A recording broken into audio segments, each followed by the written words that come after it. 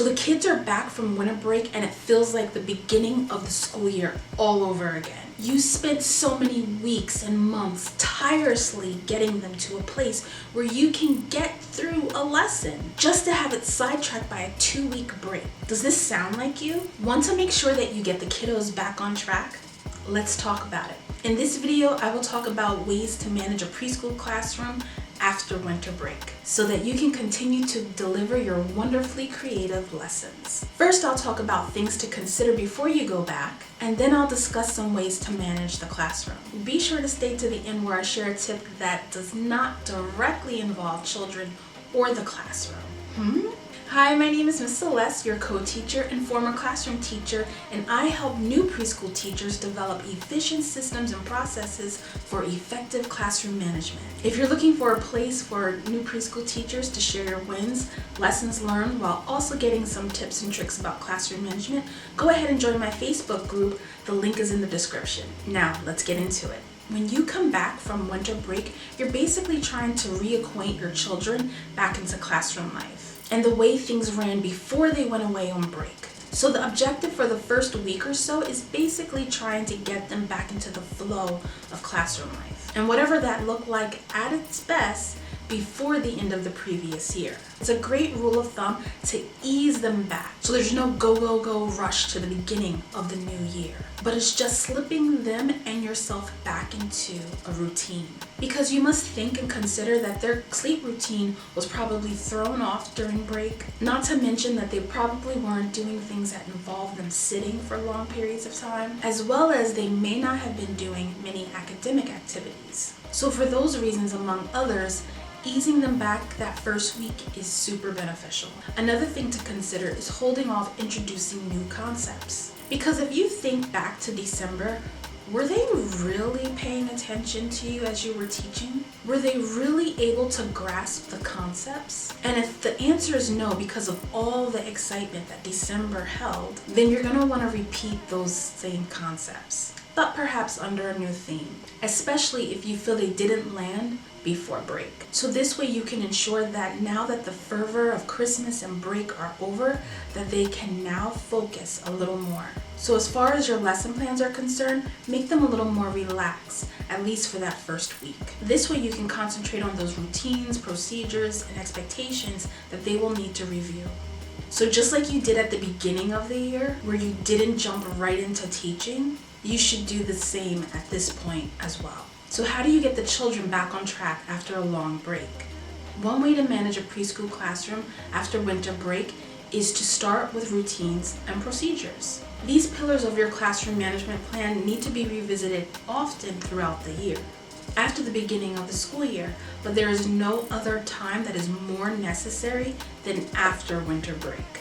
2 weeks away will try to set your class back to factory settings. And do not make the mistake of assuming that they will remember all the things that make up those pillars. I talked in another video about mistakes new teachers make, and one of them is assuming that children know what you mean. I have the card here so that you can view that as well. But this applies to this point in the year as well. You don't want to assume that children remember how things went, how the routines, schedule, procedures, and expectations went. So you're going to have to review all of that. So take your time. One way to do this is by having the children tell you what the routines and procedures are. They can even demonstrate it. And then everyone, including you, can correct anything that isn't quite right. So it's a fun activity where they actually get to move around while also jogging their memory as they're teaching the others. Another way to manage a preschool classroom after winter break is to start at the top of the day with expectations. Remind the children of the expectations that you had set before they went away.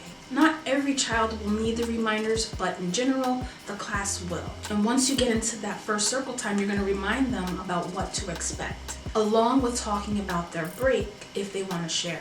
As a side note, make sure that you provide time for them to share the exciting things that they did over break, because they're going to want to share it anyway, so this is the perfect time to do that.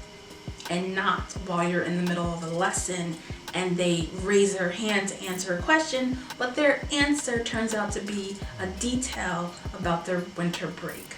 So provide them with time to share, whether that's during circle time or even maybe during art when they're asked to draw something about their break. So it's up to you to make sure that you give them that outlet for them to share with you and their classmates. Okay, back to reviewing expectations. So if you have taken things away to exchange or rotate your supplies and materials, make sure that they are aware of these changes, especially if they need to figure out how things work or how to play with or use certain materials. If you're like me, you like to change or rotate out those toys at the end of the calendar year, and then start the new year with new to them materials and toys. So explain to them your expectations for those items. What also helps is talking about responsibility and the whole idea of them getting bigger and older, and that they'll be going to, let's say, kindergarten next year.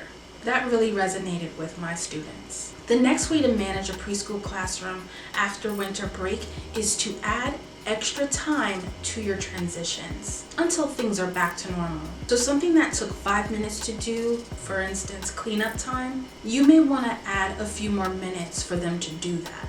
That way they can do it without problems or without running into other parts of their day.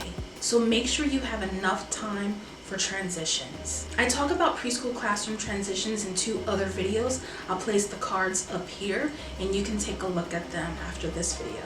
Just keep in mind that when you're coming back from break, things may not be as smooth or efficient as they were before you left. So be patient and add those extra minutes to your transitions. So at this point, we discuss easing back into classroom life, reviewing concepts from December, going over routines, procedures, expectations, as well as allowing more time for transitions. And now, on to the bonus. So I mentioned at the top of the video that this bonus has nothing directly to do with the children or the classroom.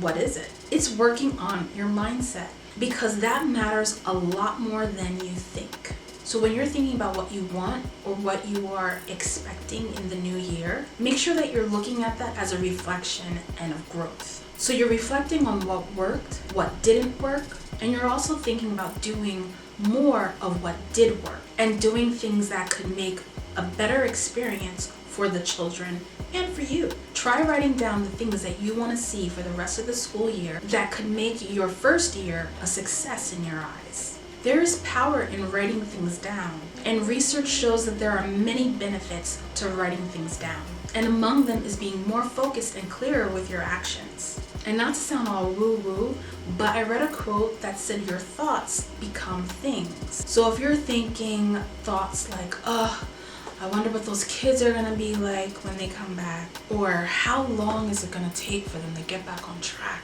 If you're thinking negatively like that, or thinking that things will be impossible, then guess what? When you get back to school, it's going to be that way. So make sure that your mindset is that of growth and not one that is fixed. Just like we try to teach the kids to have a growth mindset, we as adults need to keep reminding ourselves to do that as well. So I hope this tip and the others in this video will help you create a smooth, easy transition back into the classroom after winter break, and that you have a wonderful new year. And if you found this video helpful, let me know and give it a like and subscribe. And if you're struggling with something in your classroom, go ahead and leave a comment and maybe I can do a video on it. Until then, I'll see you soon. Bye!